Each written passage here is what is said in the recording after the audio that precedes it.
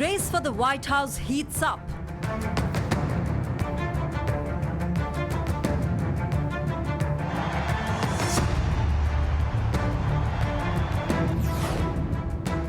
Swing states hold the key to victory.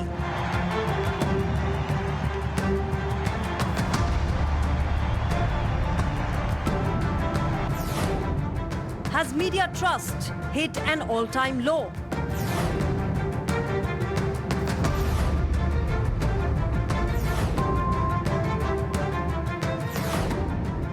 Obama's rally music moguls for Kamala.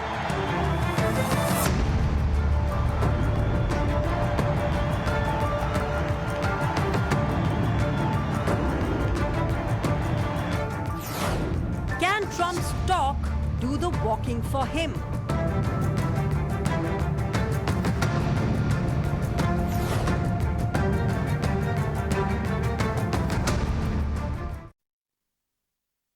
Ladies and gentlemen, exactly 8 days from today, America will decide its next president, Vice President Kamala Harris or former President Donald Trump. Who will win the race to the White House is a question that not just Americans are asking, but the entire world. It's an election that will impact the world, and therefore it's going to be very interesting to see who finally sits in that Oval Office.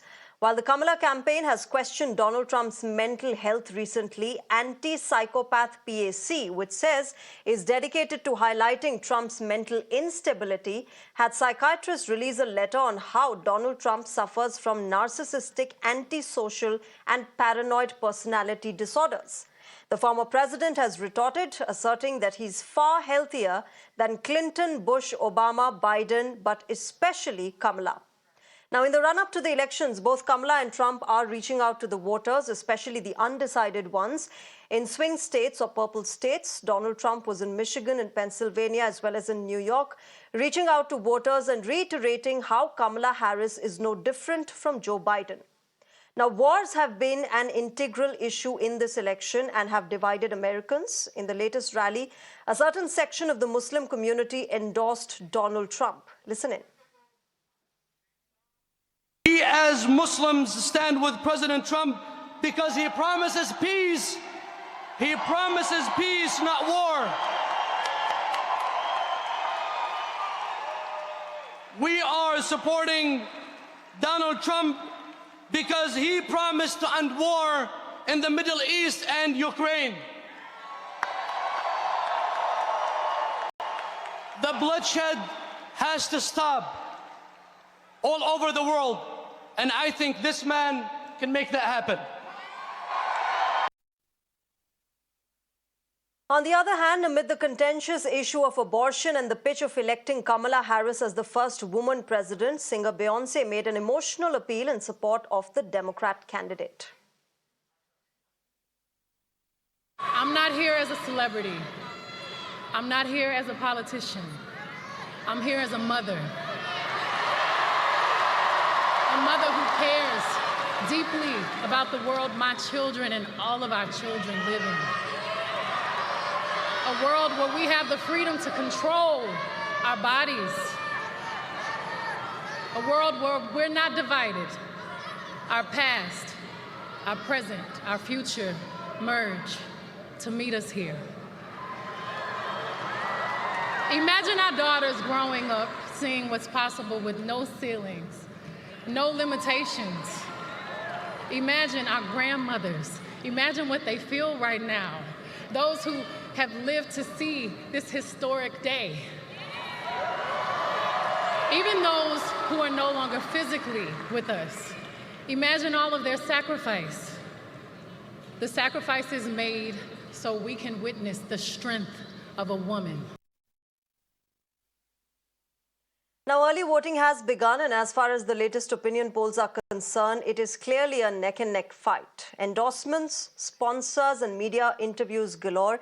It all now boils down to these last few days before the November 5th election. To talk more on this, I'm joined by Mr. Vibhuti Jha, former Republican candidate for New York Assembly, Spencer Critchley, political analyst and author of Patriots of Two Nations, Why Trump was inevitable and what happens next, as well as Saurabh Shukla, editor-in-chief, Newsmobile.in. Good evening, namaskar to all of you. Thank you very much for speaking with us at Mirror Now.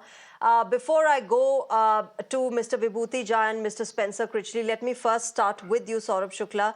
What is the atmosphere like? And clearly, I mean, not just America, but the entire world has its eyes on the US elections. Just a few days left. Both campaigns are trying to reach out to the undecided voter. What has been the general sentiment, in the last few days? One thing is there that America being one of the most important democracies across the globe, the entire world's eyes is glued on what will happen in the American election. And this is going to be one of the most exciting elections ever. As you also rightly said, this is a dead heat, if you ask me. I'm here in the US, and the way this election is unfolding, I've covered many elections in the past. This is going to be really a cliffhanger. And both the candidates on the last mile are campaigning very hard. You saw Donald Trump yesterday at the Madison Square Garden. Kamala Harris is going to do a major one here as she wraps up here in Washington, D.C. So it's going to be a big one. But I would say at this moment, as we talk, in terms of perception, Donald Trump certainly has an edge. I would say this will be the silent voter which will decide this election. A lot of voters who haven't spoken out, who haven't spoken to pollsters, that includes a lot of women. For them, a lot of issues concerning reproductive health. That's very important. They're going to, I would say, at the end, this election will be decided by the silent voter. If at the last mile, Kamala Harris is able to rally her support base and make sure that they go to polling stations on November 5th, I think she can win this election. Otherwise, as we see today, Donald Trump certainly has an edge because he has been able to mobilize, despite all the gaps, including some of them which was made by some of the speakers yesterday, which irked Puerto Ricans and a lot of Latinos for some of the statements they made. Even then, he has been able to rally his supporters, and he has an edge as we speak today. But as I said, this is election, which is a cliffhanger, and the silent voters, if you ask me, will decide this elections. Shreya? Yeah. Yeah, I'm going to talk about the kind of remarks that were made at the MSG rally by the Trump campaign and talk to you about that, Mr. Vibhuti Jha. But before that, Spencer Critchley, Saurabh Shukla talked about how Donald Trump seems to have an edge right now. And just recently, we had Kamala Harris and the entire Kamala campaign question Donald Trump's mental health, his age. And the first thought that comes to the mind is the Kamala Harris campaign trying to pull off a Biden on Donald Trump now with the kind of edge that he seems to be having? Are you now trying to do the same thing that Joe Biden was subjected to, the kind of, mental health and age issues and questions that he was subjected to? Yes, although in this case, I think, and many people think, there's just far more overwhelming evidence that there's something very seriously wrong with President Trump. There's been something very grossly wrong with his character, of course, all the way along. But he seems to be more and more cognitively impaired, and all one needs to do is watch video of his speeches and watch his, what he calls the weave, but which most people call wandering with no destination, and inability often to complete sentences or even complete words, which just trail off into gibberish. I would disagree, though, that there's an edge at the moment for Donald Trump. I think it's clear that the polls are very tight and they go this way and that way, but overall they've been very tight for a very long time. The latest polls that have just come out this morning indicate actually a swing of momentum towards Harris, not just in the overall numbers, but on key characteristics and among key demographics, including young African-American men, about which there was quite a lot of concern. Now, this is only one poll, but there's a dramatic swing of favorability towards Kamala Harris in that group that is actually greater than Biden had in 2020. There's also a swing towards her in terms of competence on the economy, which Trump unjustifiably, in my view, has had a lead on. Now it's favoring Harris. And issues of character, she has a strong lead on, and issues of competence. Okay. Now, again, that's just one poll, and I always caution people don't think polls have any power to predict the results of an election.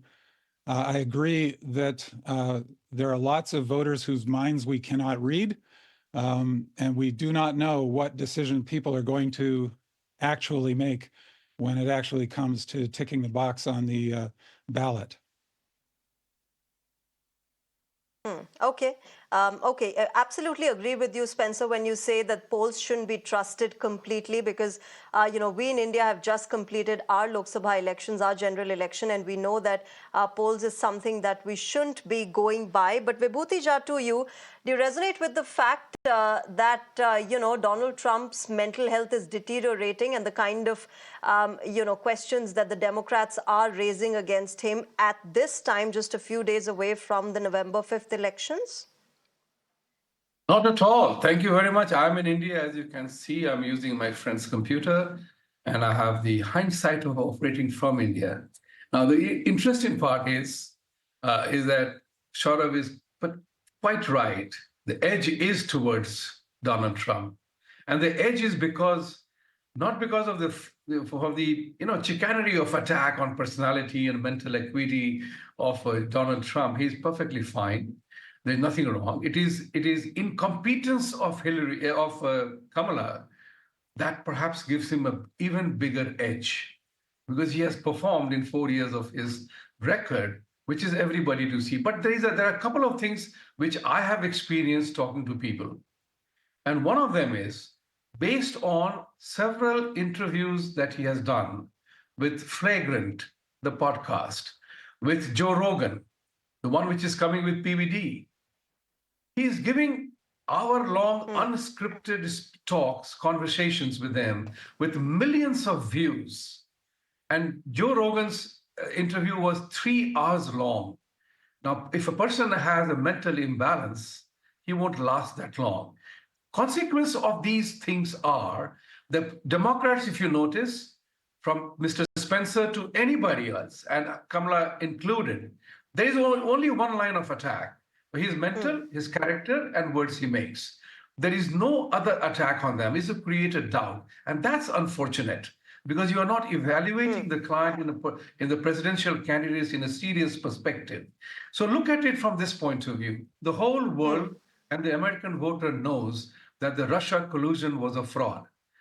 It was not true. The 51 FBI officers who gave the certificate of authenticity to the fact that Hunter Biden video was not Russian misinformation is proven wrong. Likewise, on many accounts such as these, the American people are wondering, hey, if these Democrats can do this to a former president or a presidential candidate, where do I stand? These are issues which are rankling the rank and file of people.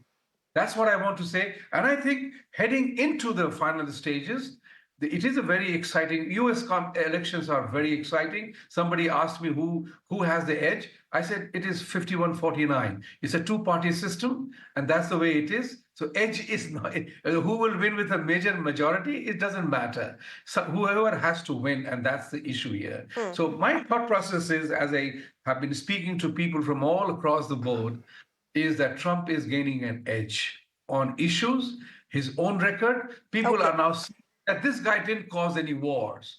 Look at it from that point of view. And everybody knows that Kamala is a hyped up candidate who never fought a primary, who has never faced the public scrutiny. She has never gone to a direct interviews. They have all been fed. Vibhuti Jha, she might be, as you say, a hyped up candidate. But let me take this across to Saurabh Shukla. Saurabh Shukla, at this point as we speak, Kamala Harris has more billionaires backing her than Donald Trump. You've got the likes of Mark Zuckerberg, Bill Gates, Warren Buffett, all of them endorsing and donating to the Kamala Harris campaign. You've got an Elon Musk on Trump's side.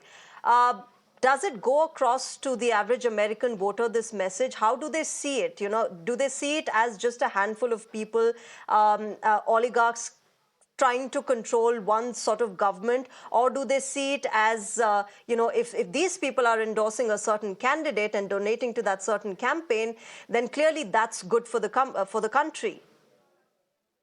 You know, let me say it, Shreya. You know, I've interacted with both the candidates, and I can give you purely objective assessment. Both have their core strengths. So to wish any of them away would be, I would say, not the right approach. Kamala Harris, to her credit, she was a late starter. She has managed, as you said, by getting these endorsements, she has certainly sent out a big message across the demographic, whether it's young people.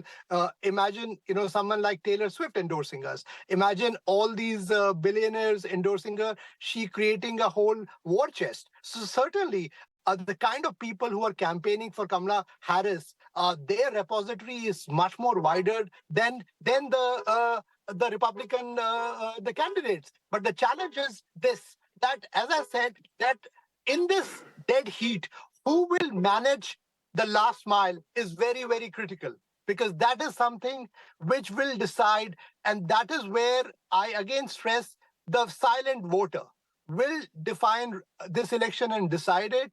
We may say anything because in the past also the polls have gone wrong in the US elections as well. And this time also, I would take them with a pinch of salt. You know what's also interesting, Saurabh Shukla, sitting here in India, I wonder that, the US elections are still being fought on the basis of gender and race. We'll try and fix that. All right, we have Saurabh Shukla back with us. Saurabh, the US election is still being fought on race and gender. You've got Kamala Harris and her supporters, such as Michelle Obama and Beyonce, calling for the first female president of the United States. Does that have any resonance with the American voter? How are they really taking it? Or are they going, irrespective, regardless of the gender, they're seeing the merit and the kind of work that either candidate has done?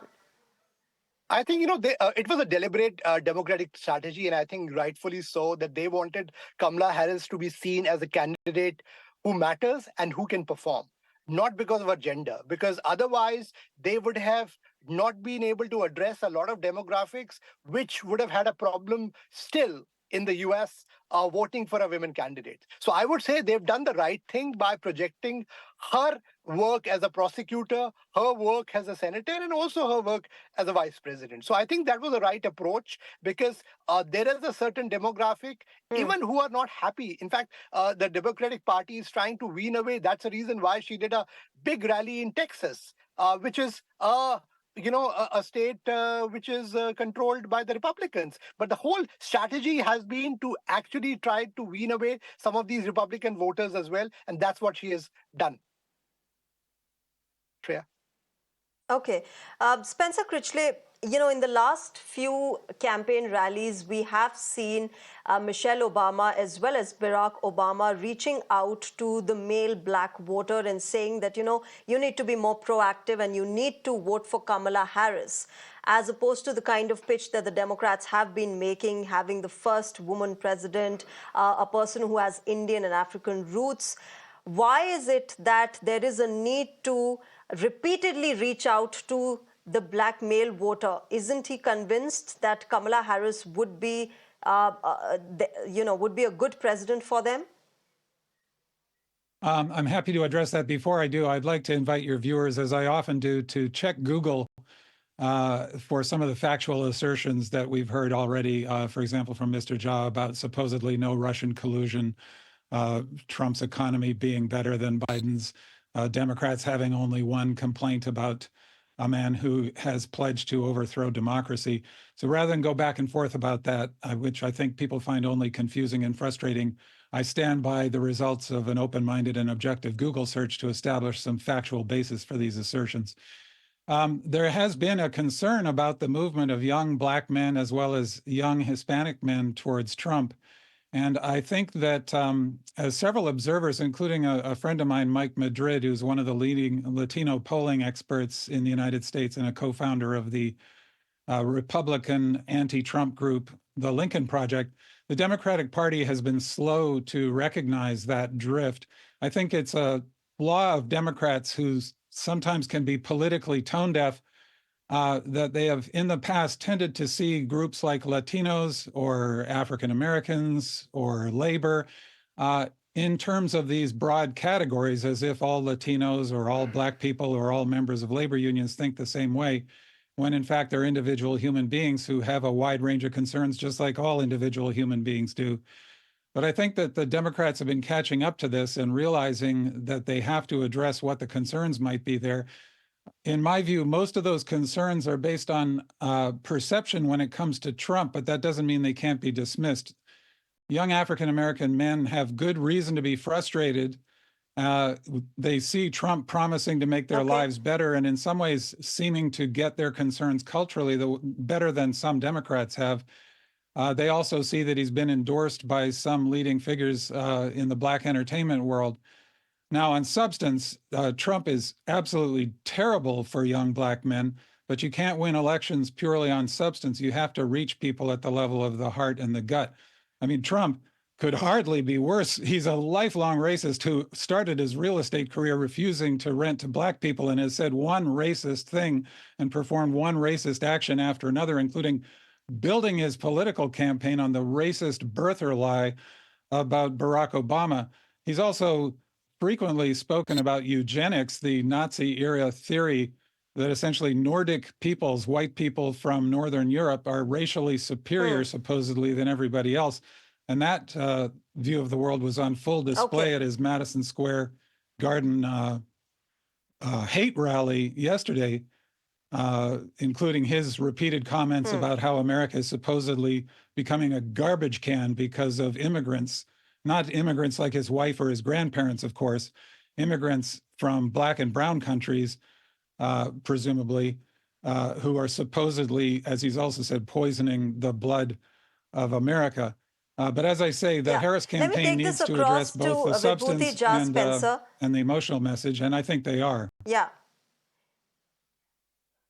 Yeah, let me take this across to Vibhuti Jha. Mr. Jha, would you like to address this? You know, that rally at MSG, Spencer saying, Spencer mentioning the kind of statements that were made. There was an individual who came on stage. He also apparently joked about Latinos and Puerto Ricans, something that was quite derogatory in a public space. What kind of a message do you leave for your supporters? What kind of messaging do you want to do while you're campaigning and talking about choosing you as the next president of United States?